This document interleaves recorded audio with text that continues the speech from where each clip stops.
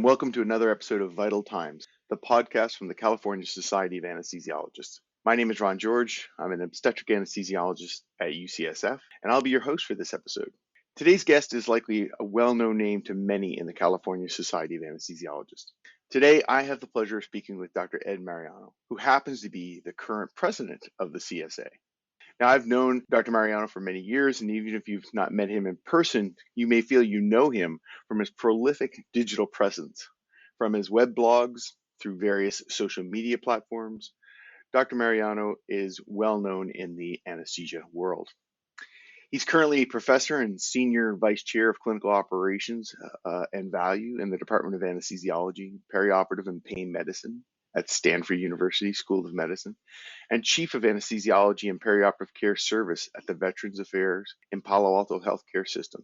So during this conversation, I'm hoping Dr. Mariano will share with us and all of our listeners his vision of the physician anesthesiologist, physician leadership, and finally have some discussion of his hopes for his year as president of the California Society of Anesthesiologists.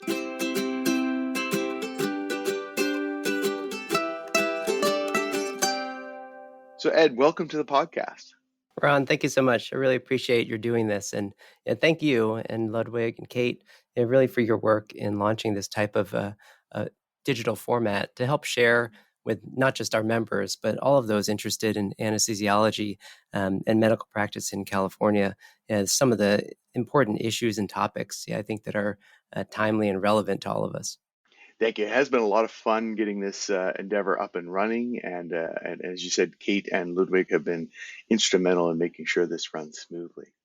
So I'm wondering if you, Ed, could you possibly just mind briefly sketching out your career path? You've done many things in your career, and I want to maybe highlight a couple of your leadership roles or transitions in roles that have had substantial influence on where you are now. Yeah, thanks, Ron. I was actually giving a talk to our first year anesthesiology residents recently, and it was interesting having a discussion about what I think has been a really short amount of time. But over many years, I think I've been very fortunate to be incredibly involved, not just in the clinical practice of anesthesiology, but research, education, and administration. And I remember introducing myself as a PGY 23. So for those of you who may not be in graduate medical education and are not physicians, PGY is your postgraduate year, which starts after your completion of medical school. And it's really flown by. I mean, I think I've been very fortunate. And before I go too far, I think it's really key to acknowledge the fact that I've been a recipient of an incredible amount of mentorship. I've had great sponsors. Sponsors are people who have influence and use it for you. And there have been plenty of people in my career who, for whatever reason, have seen some kind of potential in me. I don't know what it was at the time, and have decided to invest their influence to help me go on to other things. I did my medical school at Georgetown University in Washington, D.C., and then did my internship out at Fairfax Hospital. And so I spent a total of 5 years in D.C. before I came to California. And I did my residency at Stanford, starting in 2000. And in kind of the historical records at the time, and you may not actually know this, but UCSF and Stanford were supposed to merge. And so when I showed up as a CA1 resident in 2000, the signs on the door said UCSF Stanford, which is really interesting. Wow. Yeah. So it's hard to imagine. It is really hard. And you know what? A few months later, you didn't have to imagine anymore. That didn't end up happening. All those dreams were quashed. But it was interesting. I remember having my, and I wish I had taken a photo of it at the time, but my first hospital badge had UCSF Stanford. And then just a few months in, we switched out our badges. But I did my residency at Stanford. I finished in 2003, and I was a chief resident that last year. And I have to say that was really my first exposure to any form of healthcare management. And Um, and I like to say today that every administrative role in healthcare is middle management, because there's always someone in charge of you, and there's always people that you have to be in charge of. But the role of chief resident is a very interesting middle management job because it gives you a lot of insight into your co-residents, of course, and you work as this liaison between your resident colleagues and your faculty. So I thought that was a great experience at the time. This is even before I thought that I would get involved in healthcare administration myself.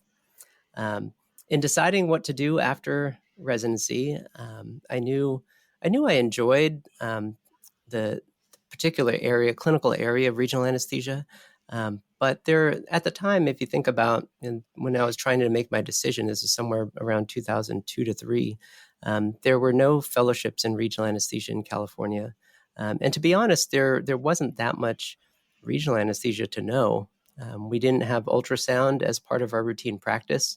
Um, there were very few experiences, and really just some very early randomized clinical trial results showing the effectiveness of continuous peripheral nerve blocks. So that wasn't a routine in practice at all either. And there weren't that many blocks to know, especially when using traditional techniques like nerve stimulation or fascial clicks, or even perivascular injection and paresthesia-seeking techniques. If you could do an interscaling block, some kind of a block for distal upper extremity surgery, like an axillary block, if you knew how to do a popliteal sciatic block with nerve stimulation and a femoral nerve block, you were probably already in the 99th percentile for regional anesthesia skills amongst the anesthesia community. So actually, one of my co-residents, who was already a critical care anesthesiologist for children, he'd already done, actually critical care physician for pediatrics. He'd already finished pediatrics and pediatric critical care medicine before doing anesthesiology residency, had convinced me to do pediatric anesthesia fellowship. And so I did. So I did pediatric anesthesia fellowship from 2003 to 4. And I remember thinking that one reason I had really felt strongly about doing pediatrics was the fact that I did enjoy regional anesthesia and the role of regional anesthesia techniques in acute pain medicine, and the fact that they were really underutilized in children. And so my friend Calvin Kwan, who actually is still pediatric cardiac anesthesiologist at Stanford Children's Hospital, he told me, he's like, well, one of the things you could do during our fellowship is you could really focus on regional anesthesia for kids. And so I did, with the support of our fellowship program director. And that was one of my very important clinical interests. And that's actually why I got hired for my first job. So I left Stanford, went to UC San Diego in 2004. And I was hired because I had done a pediatric anesthesia fellowship.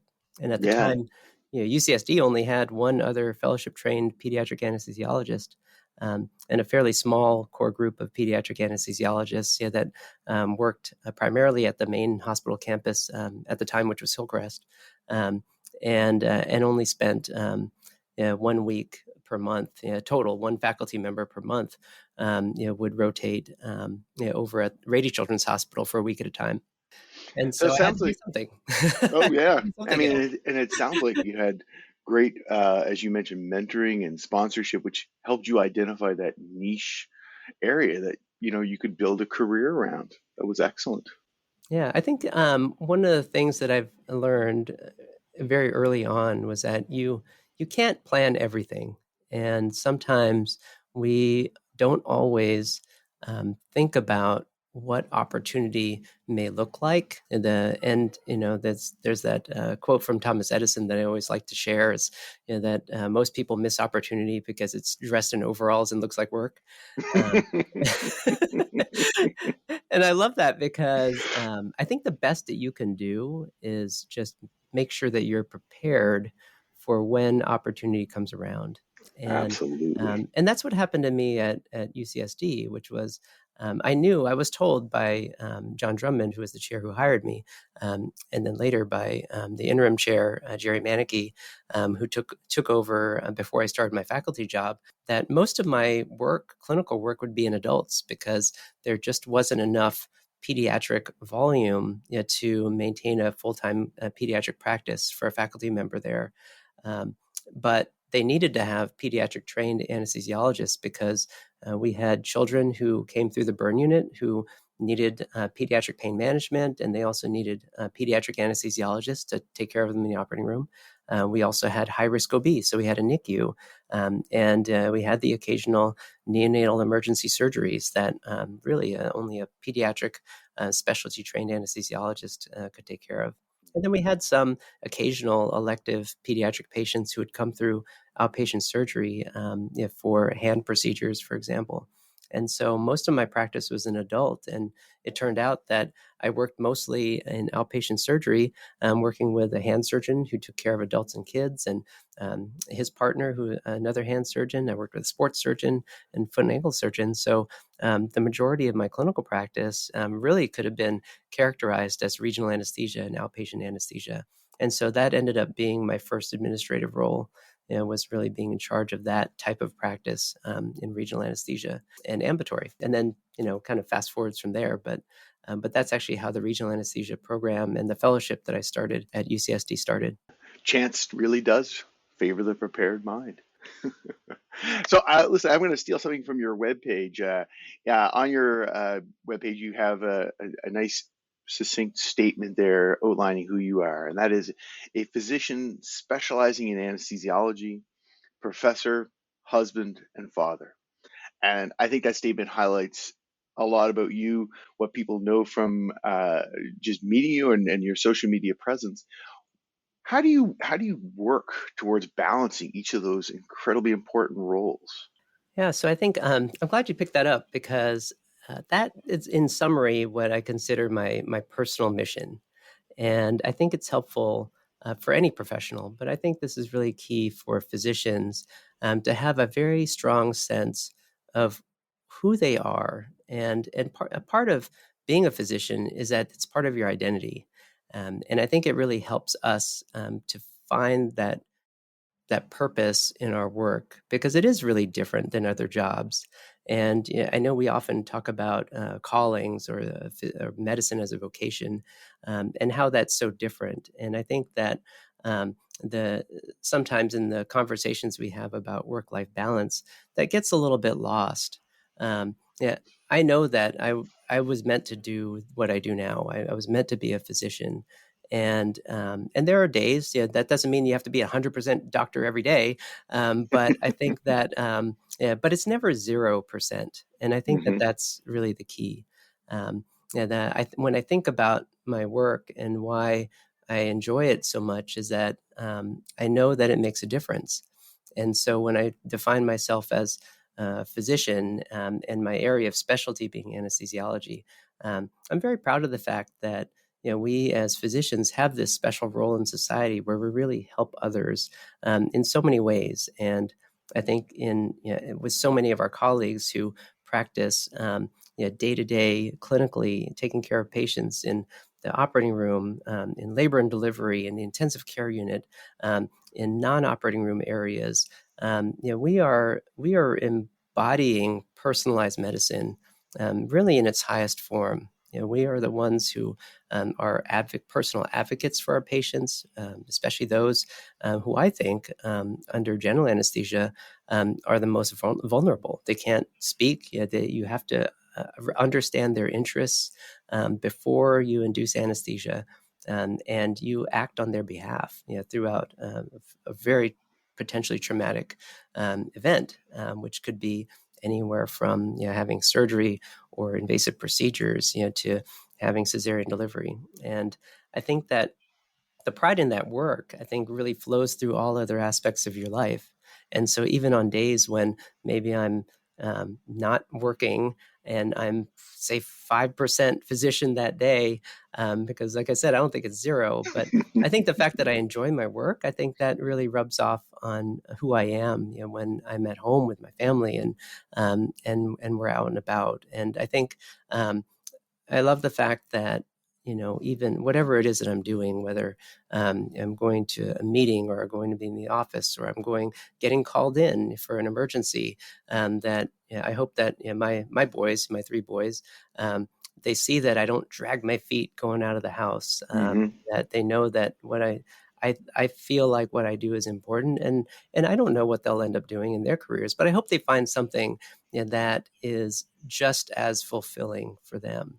And I know that by enjoying the work that I do, I'm probably a much nicer person to be around at home for my wife and for my kids. And I think that if I didn't have that kind of passion for my work, and if I didn't really believe in the mission like I do, I don't think I would be the same person. So I think it really flows together.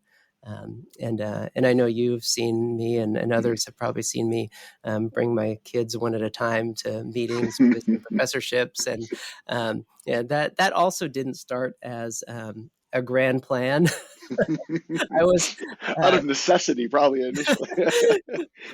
I was invited to go to Hershey Park, or Hershey, Pennsylvania, to be a visiting professor at Penn State. And of course, Hershey is the home of Hershey Park. And so, having been born and raised in New Jersey, that was one of the one of the fun kid destinations that we used to go to, on our family road trips.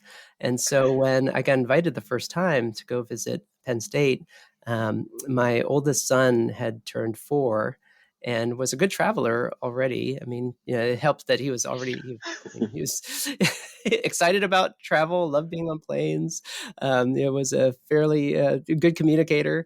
And so I asked the department if I could bring one of my kids. And I remember the organizer had commented that, oh, sure. Yeah, we have visiting professors bring kids all the time. And while you're doing your visiting professor activities, usually the kids go off to the park on their own because we have a shuttle bus. And, and I had to clarify that my son was 4. so, so he would Not be with shuttle me bus for material just everything. yet. So that was a first for them too. Oh, that must have been a great experience And for you. thankfully, I mean, I've been invited other places since then with my kids, so at least I haven't, I didn't set a bad example that time, and I actually think that I hope it sets a good example, because I don't think that what we do in terms of visiting departments and talking about the things that we're passionate about in our work has to be separated from who we are as people and as spouses and parents. I think that we could normalize that. I think that in medicine and science, sometimes there's an expectation that and that success to be successful, you have to pretend like you're a complete loner, with no other dimensions but your work. But I think that who we are as people actually makes our work better. Yeah, and it's so much more enjoyable when you bring people with you.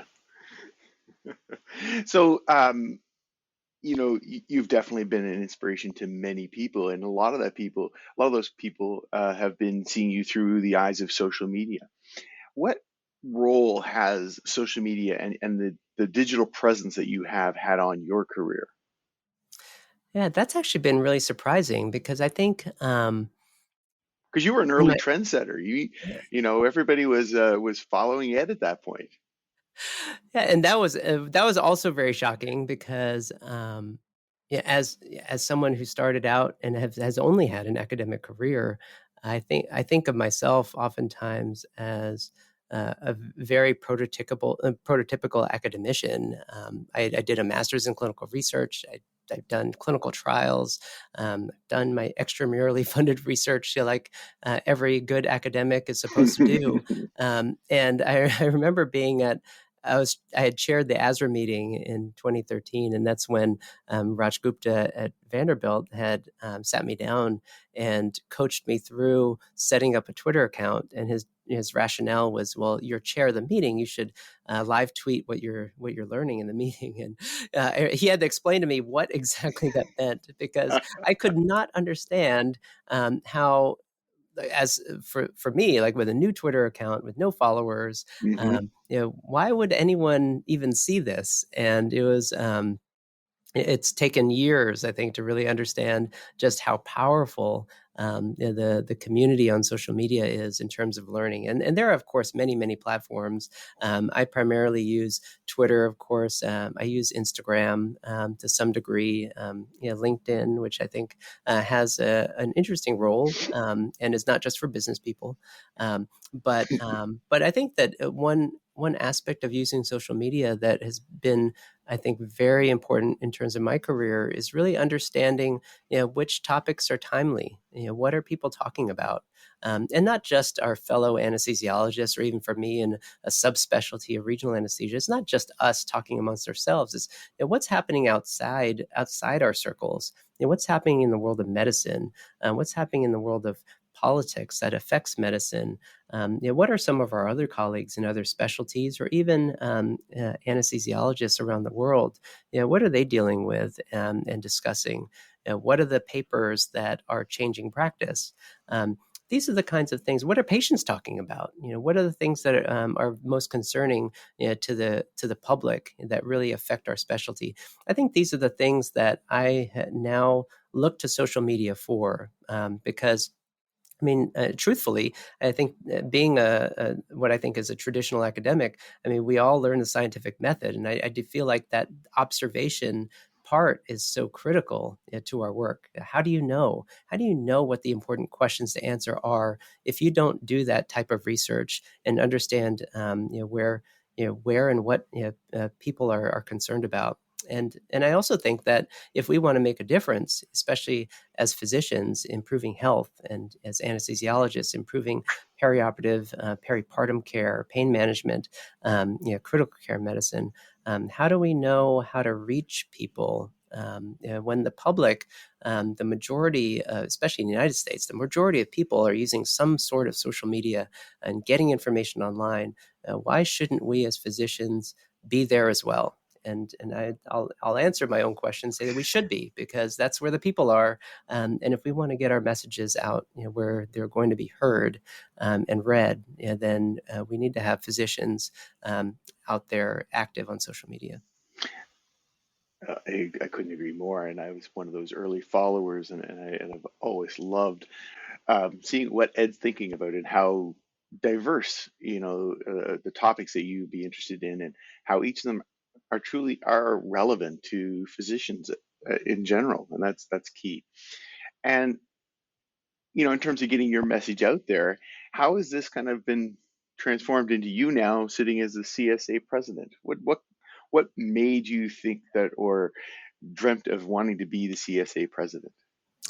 Yeah, so I never thought that I would be CSA president, and so it's a little bit crazy in a way to think back and say, well, how did I even get here? And I think, I mean, it goes back to having sponsors. And when I was in San Diego early in my career, I had kind of a unique experience, I think, in joining the board really early. At the time, San Diego was its own geographic district, and it was very large. And so that was District 1, represented by a director and a delegation to the CSA House of Delegates. And a friend of mine, Mike Verdelin, who's a pain physician in San Diego County in private practice now, at the time was the director from San Diego, and he was working at the Navy. He's a Navy veteran. And so he was running the acute pain service and regional anesthesia program at Naval Medical Center San Diego. So after I had been at UCSD for about a year, we started doing a collaborative regional anesthesia course together, one weekend a year on the Navy campus. And we offered CME, and we offered people from around the state to come and join us for the weekend. And we had faculty from UCSD and also from Naval Medical Center. And because we had this educational and collaborative relationship in regional anesthesia, and he was the director for the San Diego district, he asked me if I would be a delegate to the CSA House of Delegates. And so I said yes. And when he retired from the Navy and went into private practice, he resigned his director's position from San Diego. And just by default, because there weren't a lot of delegates from San Diego, so I had by default become the acting director, and then eventually became the director from San Diego. So only a couple of years into my career or so, I was already on the board of directors for CSA, and gave me a glimpse of how the organization runs and all of the important work that CSA does for anesthesiologists and for patients in California. When I moved, so I left UCSD after 6 years, which was still probably to this date the hardest career decision I've had to make. But I was recruited to come back to the Stanford community and be chief of anesthesiology at the VA Palo Alto. And I remember coming up to this district and having to run for a delegate seat. And because unlike in San Diego, where at the time it was not very competitive, there was a lot of participation in CSA from this geographic area, this peninsula region. And so I ran for a delegate seat and was elected to become a delegate. And then within a year or so after that, I actually got contacted by the Committee on Leadership Development to find out what my plans were. And I think that's really an important function of the CSA. And I think we're very fortunate to have leaders and past leaders of the CSA who had the forethought to develop a committee really focused on mentorship. I mean, even though we don't call it that, we call it the Leadership Development and Nominations Committee, but it's really focused on mentorship and sponsorship. It's really looking for talking to members, finding out what their plans are in the organization, and then helping them get there. And so I was contacted, and I hadn't really thought about what my path in CSA would be. I remember when a vacancy opened up for vice speaker for the House of Delegates, I was asked if I would consider putting my name in for that. And the most important criterion for me was who's the speaker.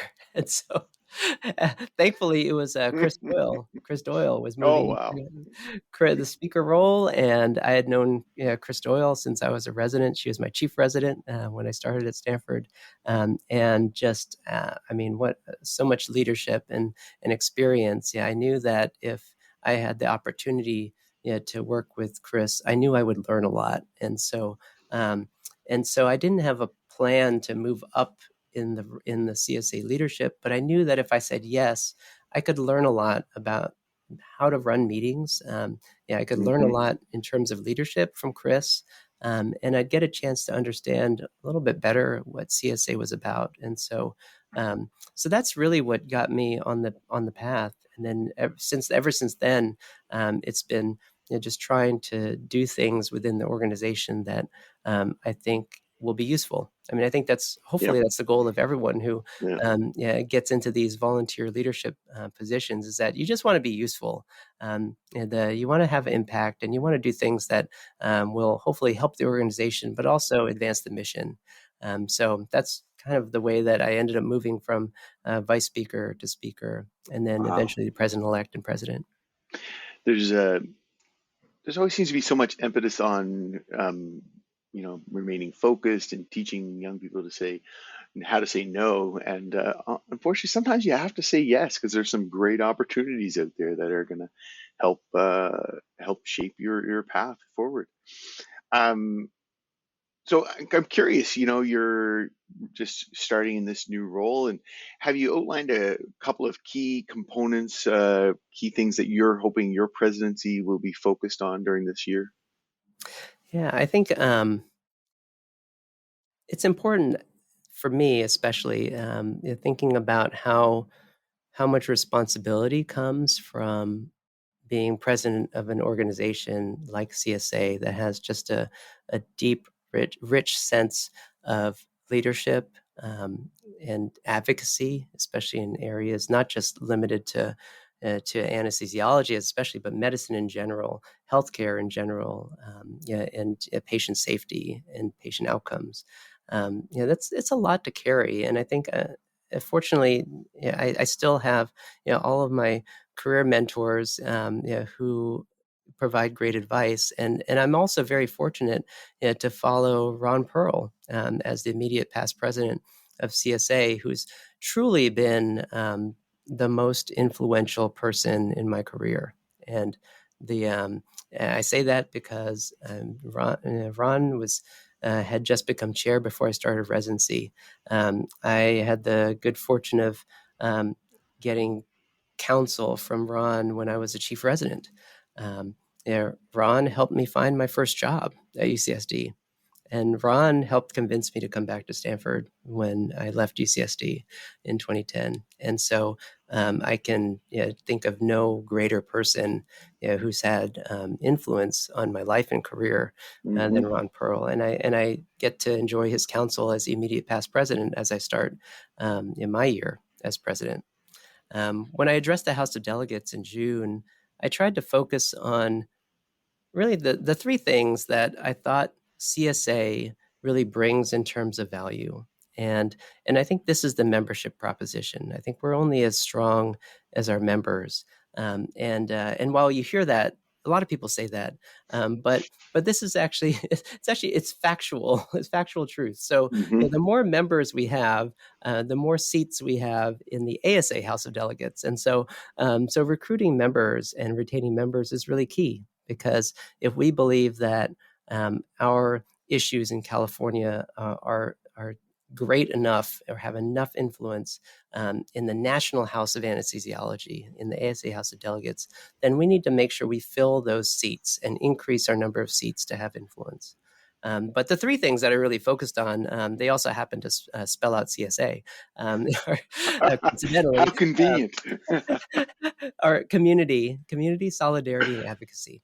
Oh. And I tried to think about why do I think of those three things as the value proposition, and I don't think that they're of any big surprise to California anesthesiologists, but I try to express it in a way that I think we all understand. And I think when it comes to community, I think we all understand that we share this calling to the specialty of anesthesiology. We all understand, why that's so important in terms of medicine and healthcare. What we do is often doesn't get the limelight. It's not something that we typically get recognized for, but we understand its value, and that's why we're anesthesiologists.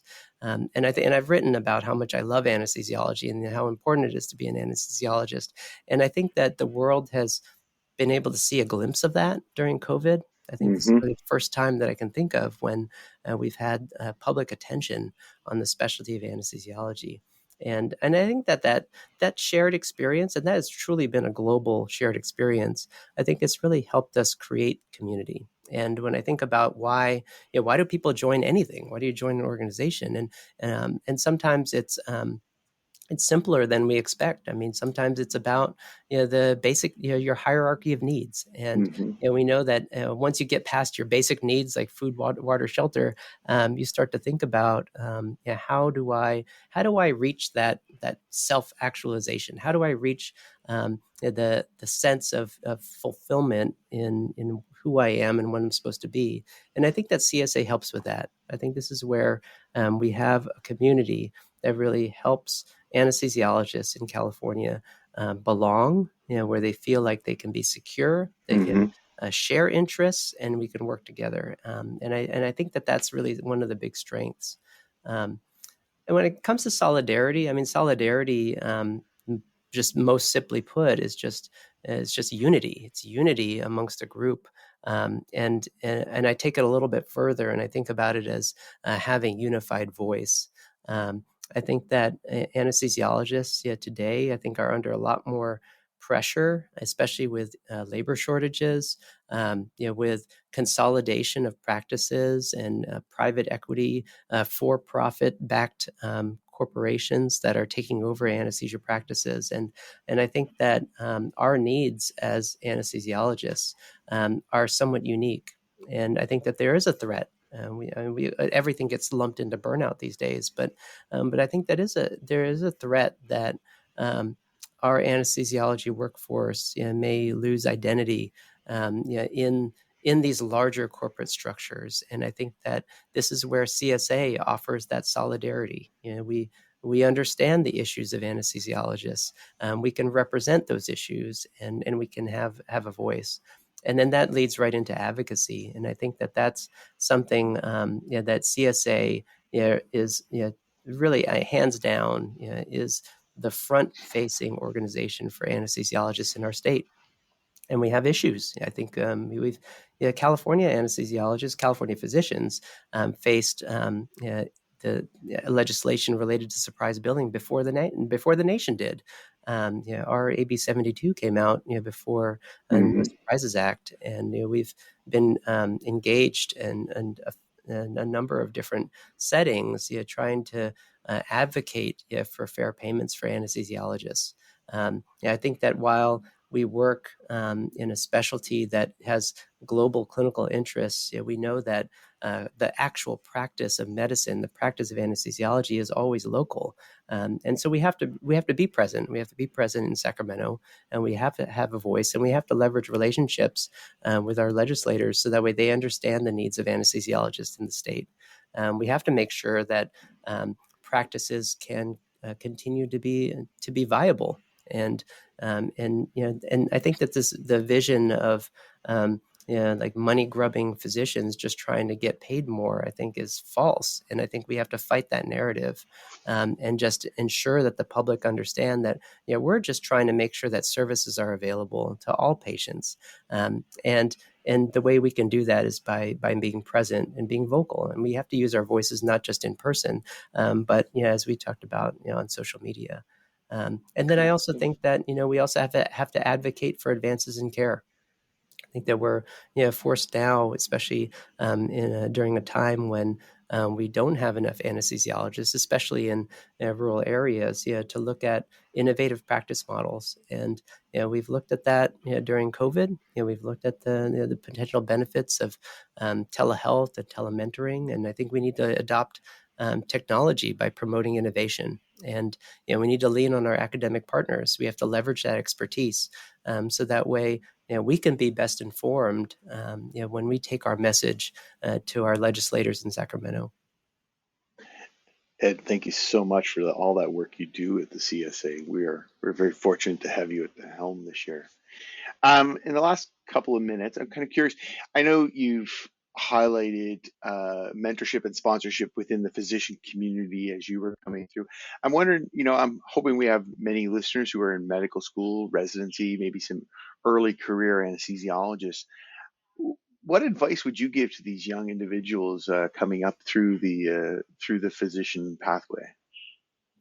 Yeah, I think. Well, first, I just have to say that it's really inspiring to see how young people in college, in high school, who are passionate about medicine, and you can see it in their eyes, and you can hear it when they discuss what they want to do in the future. I think that our young generation, I think, is incredibly in tune with social issues and the importance of being involved and making a difference in communities, and the fact that they've dedicated themselves to this path of medicine, which we know is not easy, and all of us who've gone through it, understand that. I think is really inspiring. So I would just first say, just I'm grateful. I'm grateful that we have so many young people interested in becoming doctors. We need you. So we need you. Our society needs you. And so we all, I think, in medicine, need to take that perspective and help guide our young people on this path to follow us. I was very fortunate. We had a great mentoring event that was co-chaired by Cesar Padilla, who's the vice chair for our Justice, Equity, Diversity, Inclusion Committee for CSA, and Mark Zukowski, who's chair of our CSA Foundation, past president of CSA, that we held at Stanford. And it was for underrepresented in medicine who are interested in our specialty of anesthesiology. And some are undecided. And I think the key for us, I think, as physicians in practice, when we counsel pre-medical and medical students about looking at specialty, I think it has a lot to do with just finding that passion. And I think that I'm a good example. If I didn't love what I do, then a career in medicine would feel really long because we work we work on average for 30 years as a physician, and we take on a tremendous amount of student debt in the United States, yeah, and I think that you have to realize that the what keeps you going and what makes that time go by so fast is being excited about the area of work that you're in. And in medicine, you have so many choices. You have so many different areas of specialty and subspecialty you can focus on. You can have a purely clinical career. You can have a mix of careers. If you enjoy teaching or research, or you want to get involved in leadership at a local, state, national level, all of these things are available to you as a physician. There are even great examples of physicians and specifically in anesthesiology in which individuals have gone on to non-medical careers based on or transition from clinical to non-clinical. And I think that it opens a lot of doors, I think, going through medicine, because you'll find your passion and where you can have the most impact. But I do think that we need a diverse group of anesthesiologists in the future to take care of our patients, because anesthesiologists touch so many aspects of healthcare, and we know that patients get better care when we have a diverse workforce. And so I think that we really need to focus on trying to invest in those students who are interested in pursuing medicine, and hopefully we can convince them that anesthesiology is the right career path. I think if you're in medical school and you don't have a required anesthesiology rotation, you should try very hard to do an elective, even if it's a short amount of time. So I think for medical students who maybe don't have an anesthesiology rotation required, then I definitely encourage them to try to do an anesthesiology elective. We oftentimes think that there's just not enough time, or there's a lot of pressure to choose your specialty before you have to turn in your applications and then turn in your match list. But I was very fortunate, and I'll tell you that my anesthesiology rotation was at the beginning of my 4th year, and I'm so glad that life worked out that way, because I knew right away that that was the fit for me, and it actually convinced me enough that I dropped one of my competitive elective rotations for a subspecialty surgery sub-internship that actually had a wait list. I gave it up because I knew that I had classmates who were really interested in that field, because I knew anesthesiology was going to be for me. And it wasn't just the clinical practice, it was also the people. And I think when you're trying to choose a specialty, you have to think about who you're working with. So who are your coworkers? Who are the colleagues with whom you're going to collaborate? Who you're going to see at your meetings for continuing medical education for the rest of your career?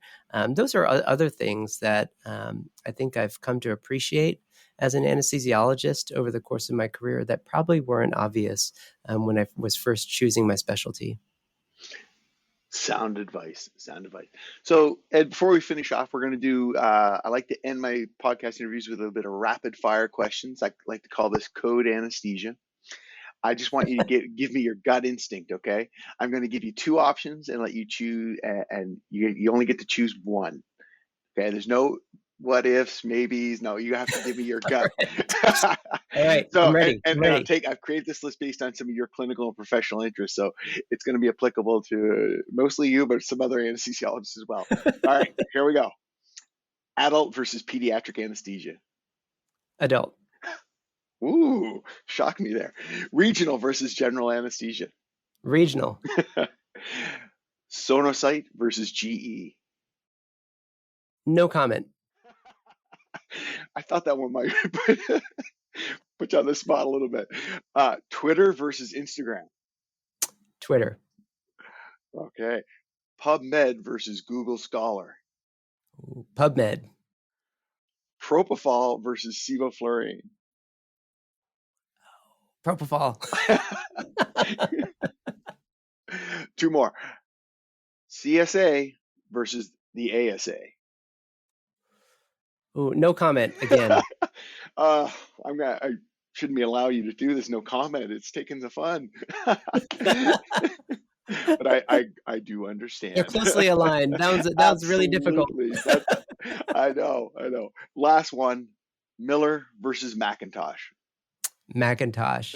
And if I can go back, I'll clarify. So the reason I chose adult versus pediatric is that is my current clinical practice. Would Hmm. I change the fact that I did a pediatric anesthesiology fellowship? Absolutely not.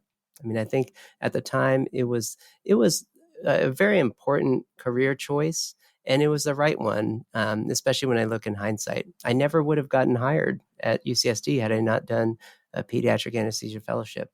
And part of the reason why, besides Calvin convincing me to do pediatric anesthesiology, another reason that I really thought pediatric anesthesiology would be a good extra year of training was because I always felt like a better anesthesiologist when I would rotate on pediatrics and pediatric anesthesia and then come back to the main OR. And I thought that and when I look back at my career and I look back at how today, how much I engage families in conversation, how much I have thought about the caregivers for patient care in my regional anesthesia practice, and the way that we provide education and outpatient follow-up.